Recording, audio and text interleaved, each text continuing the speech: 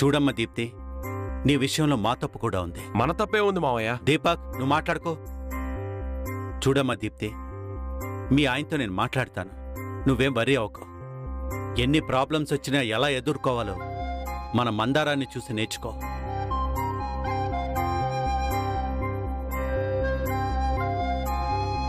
ఇంకొక విషయం, నీకిక నుంచి ఎలాంటి ప్రాబ్లమ్స్ వచ్చినా నాతో షేర్ చేసుకో. పరిస్థితులు చక్కబడేంత వరకు ఇక్కడే హ్యాపీగా ఉండమ్మా. అన్నట్టు బ్లాక్మెయిల్ చేస్తున్న వాడి నెంబర్ ఉంటే చంద్రకి రాజు వచ్చాక వాడు చూసుకుంటాడు.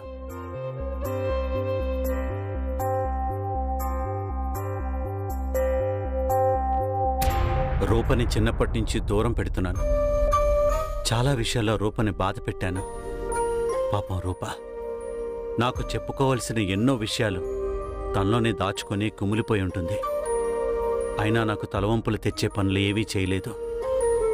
నా నమ్మకాన్ని ఒమ్ము కానివ్వలేదు. దీప్తికి జరిగిన విషయం నుంచైనా నేను మారాలి. అమ్మ రూపా,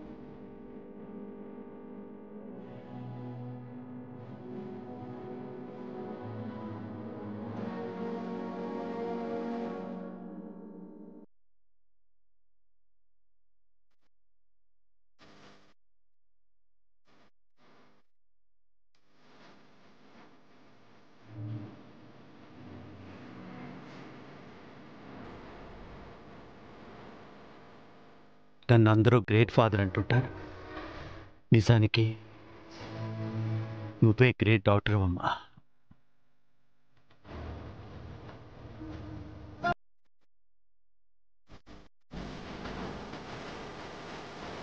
నేను నిన్ను దూరం పెట్టినా నువ్వు మాత్రం నన్ను దూరం పెట్టలేదు. నాకు నువ్వు దూరంగా ఉన్నా నా నమ్మకాన్ని నువ్వు ఒమ్ము చేయలేదు. నా పరువు తీసే పనులేమీ చేయలేదు రూపా. ఎన్ని కష్టాలు వచ్చినా నా వరకు తీసుకురాలేదు. నిన్ను చూస్తుంటే నాకు చాలా ప్రౌడ్గా ఉంది రూపా.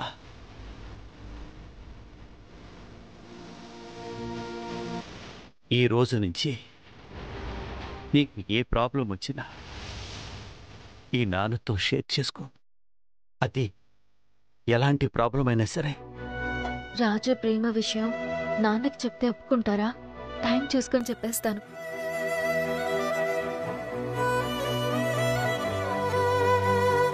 రేపు గౌతమ్తో నీకు పెళ్ళైనా కూడా ఏ చిన్న ఇబ్బంది కలిగినా నాతో షేర్ చేసుకో.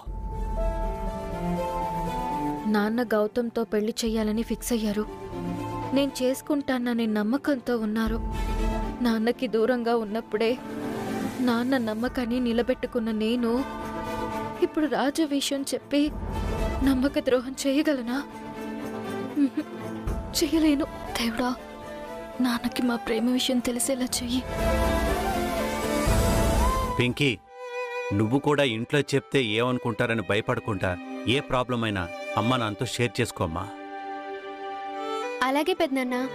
అరే దీపక్, మన ఇంట్లో ఆడబిడ్డకి కష్టం వస్తే కానీ ఆ బాధ ఏంటో మనకి తెలియలేదురా. అలాంటిది మందారం ఎంత బాధపడుంటుందో, ఎన్ని కష్టాలు పడుంటుందో. అందుకే ఆ రిపోర్ట్స్ మ్యాటర్ కూడా త్వరలోనే తేల్చి మందారానికి న్యాయం చేస్తాను.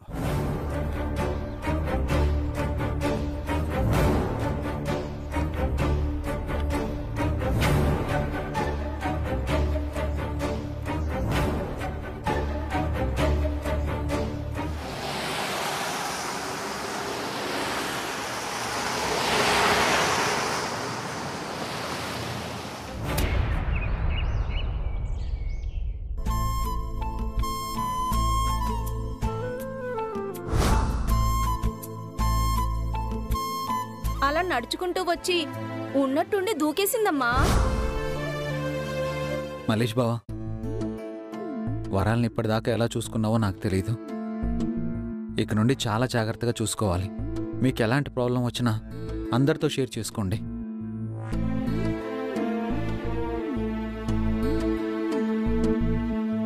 వరాలు, ముఖ్యంగా నువ్వు ఏ చిన్న కష్టం వచ్చినా అమ్మతోనో నాన్నతోనో నాతోనో షేర్ చేసుకో.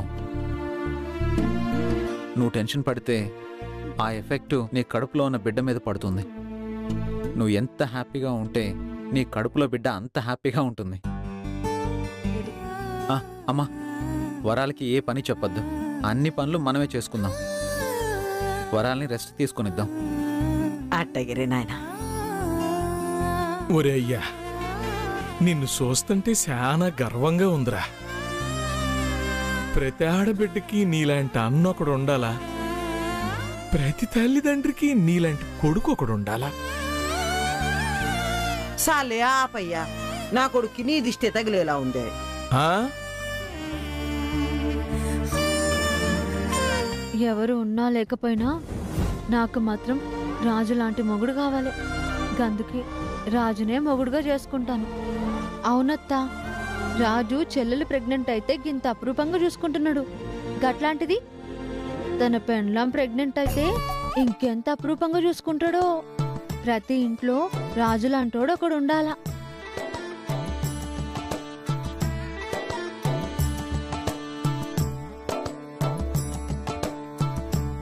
నాకు రాజుకు లగ్గమైతే నేను కూడా గిట్లాంటి శుభవార్త ఎప్పుడో చెప్పేదాన్ని.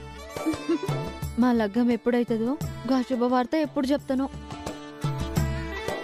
నాయనా రాజు, వారాలు వాంతులు చేసుకోగాని ఏమైందో ఏటో అని భయం వేసి నీకు ఫోన్ చేశాను. నువ్వు ఏ పనిలో ఉన్నావో ఏమో. నువ్వు వెళ్ళి పని చూసుకున్నాయినా. పెద్ద కూర అర్జెంటుగా రమ్మన్నారని చెప్పావు కదా.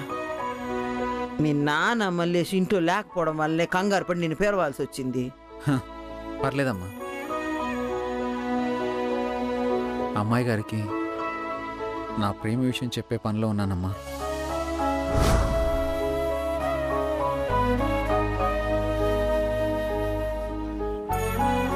రాజు, మనం అర్జెంట్గా బయటకు వెళ్ళాలి. పద రాజు. ఏమైంది అమ్మాయి గారు? పెద్దయ్య గారు ఫైల్ అర్జెంటుగా కావాలి అన్నారు. ఆ ఫైల్ అక్కడే పెట్టేశాను. పైగా అందులో లవ్ లెటర్ కూడా ఉంది. పెద్దయ్య గారు చూస్తే ఎలా? కొంపలు అంటుకుంటాయి. బావా, ఏం ఆలోచిస్తున్నావు?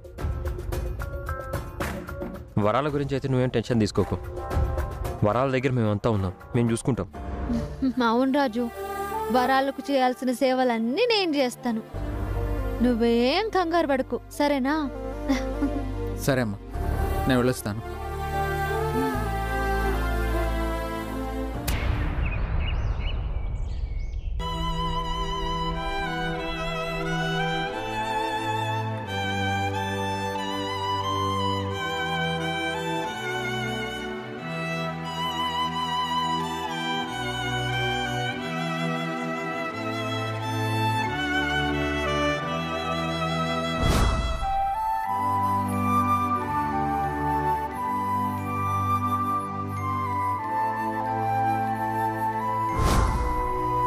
నాన్న, నేను చిన్నప్పటి నుండి నాన్న నుండి ఏం కోరుకున్నానో అవి ఈరోజు నాకు దక్కాయి.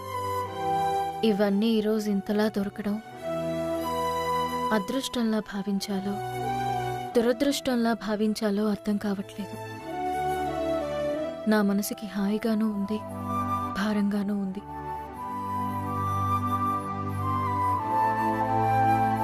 ఏంట్రోపా అంతలా ఆలోచిస్తున్నావు? ఏం లేదు పిన్ని. నాకు తెలుసమ్మా, బావగారి నుండి నువ్వు కోరుకుంటున్న ప్రేమ, అభిమానం, గౌరవం అన్నీ ఈరోజు పొందావు. అది నీ కళ్ళల్లో కొట్టొచ్చినట్టు కనిపిస్తోంది. బావగారు నీ గురించి అలా మాట్లాడుతుంటే నాకు కూడా చాలా సంతోషంగా అనిపించింది. ఈ ప్రేమానురాగాలు నీ మీద ఎప్పటికీ ఉండాలని కోరుకుంటాను. అలా ఉండాలి అంటే మీ నాన్నగారికి కోపం తెచ్చే పనులు చేయకుండా మంచిగా ఉండు రూపా. నేను కూడా అదే ఆలోచిస్తున్నాను పిన్ని. దీప్తిని ఇంటికి తీసుకురావడం వల్లనే ఇదంతా జరిగింది. ఓ రకంగా దీప్తిని ఇంటికి తీసుకురావటం నీకు మేలే జరిగింది. నాకు మేలు జరుగుతుందని తీసుకురాలేదు పిన్ని, తన మేలు కోరి తీసుకొచ్చాను.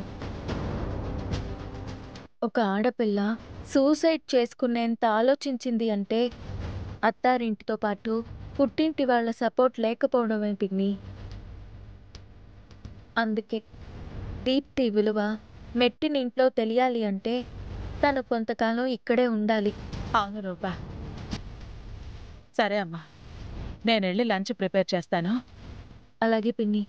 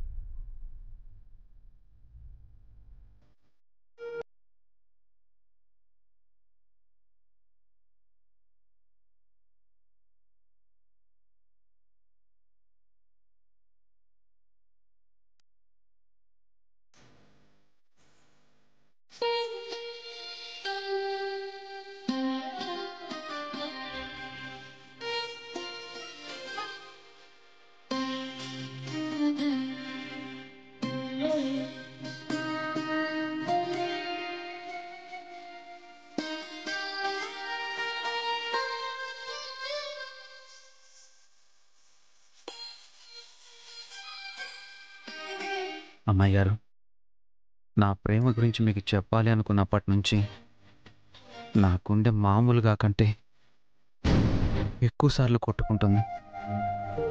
మామూలుగా మాట్లాడే మాటలే అయినా ఈరోజు మాటలు రావడం లేదు.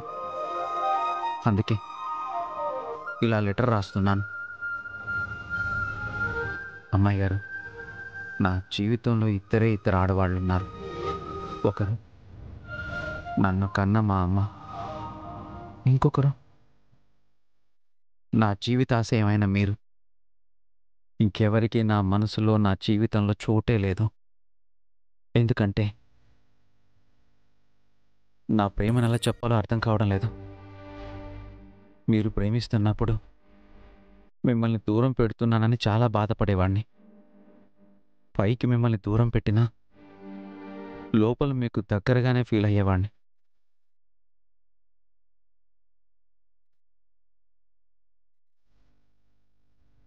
సినిమాల్లో చెప్పినట్టు ప్రేమ ఒకేసారి పుడుతుంది, ఒకరి మీదే పుడుతుంది. నిజమైన ప్రేమ ప్రాణం పోయినా చెరగదు అంటారు కదా. నా ప్రేమను చూస్తే అలాగే అనిపిస్తుంది. మీ ప్రేమని ఆశిస్తూ, మీ ప్రేమికుడిగా, మీ సేవకుడిగా ఈ జీవితం ముగించాలని కోరుకుంటూ మీ సమాధానం కోసం ప్రేమగా ఎదురు చూస్తూ ఉంటాను. ఇట్లు మీ రైస్ పీస్, మీకోసమే బతుకుతున్న సింగిల్ పీస్.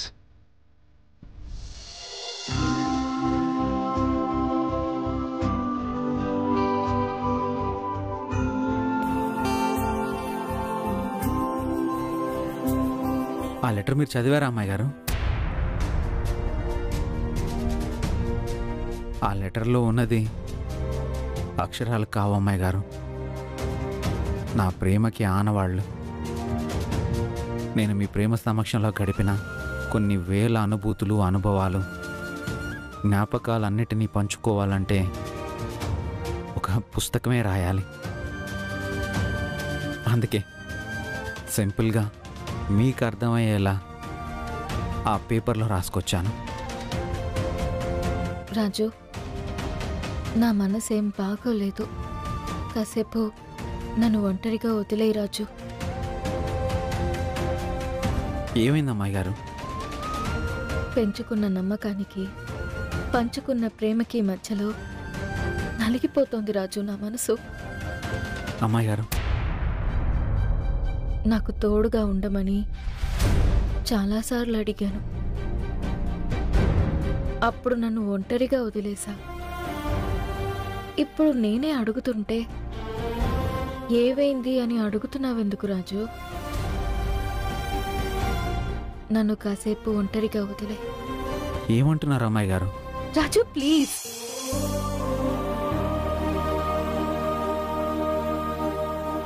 ఇంతకాలం పెద్దయ్య గారి నమ్మకం అని నేను మిమ్మల్ని దూరం పెట్టాను. అది మనసులో పెట్టుకుని టిట్ ఫర్ టాట్లా చేస్తున్నారనుకుంటా.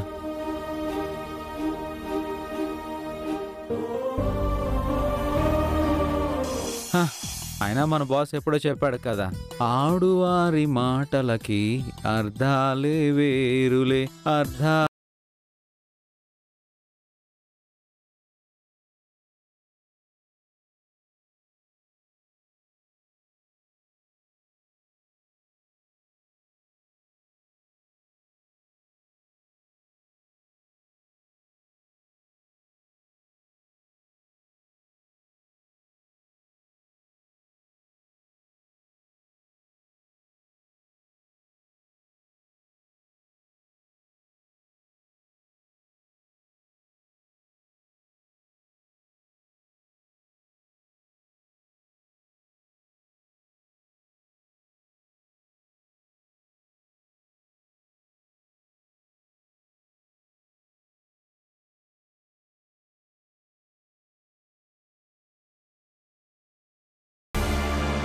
ఇంతకీ నేను ఇచ్చిన రోజునైనా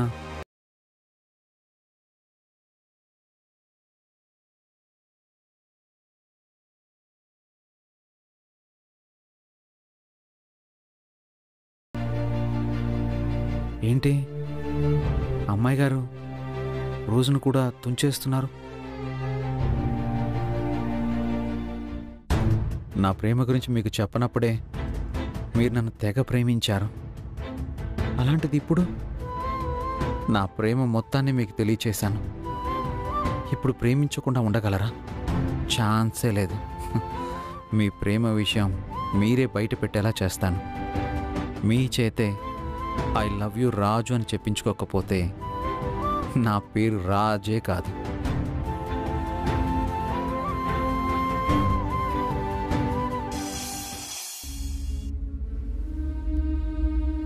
నన్ను క్షమించు రాజు. ఈ రోజు కోసం ఎంతమంది దేవుళ్ళని మొక్కానో నాకు తెలుసు.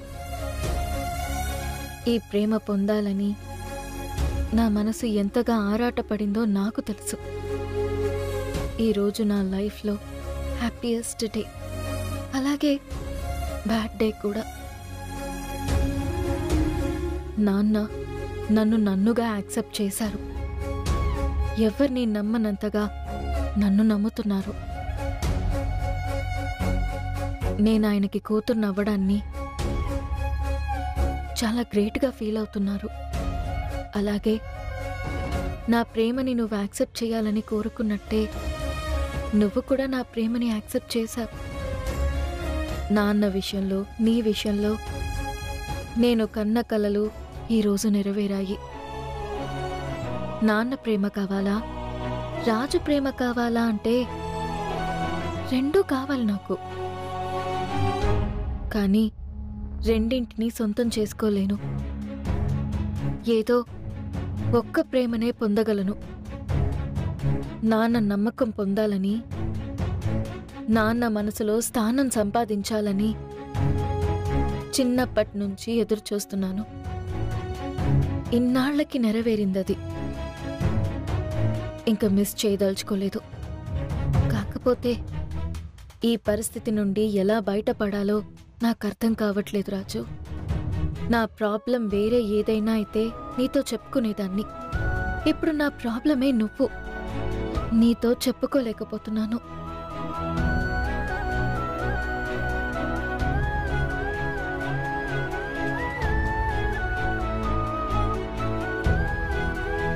బాబా, క్లిష్ట పరిస్థితుల్లో ఉన్న నన్ను నాకిష్టమైన పరిస్థితుల్లోకి నువ్వే తీసుకెళ్ళాలి.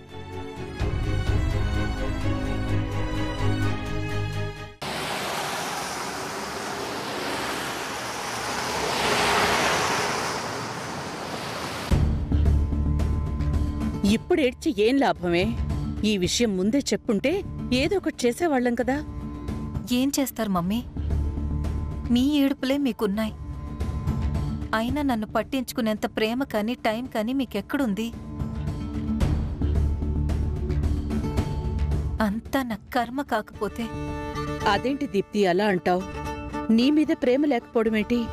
ఎలాగైనా రూపని మీ కోడలిగా చేసుకోవాలి, ఆస్తి మీ పేరు మీద రాయించుకోవాలి, ఇదే కదా?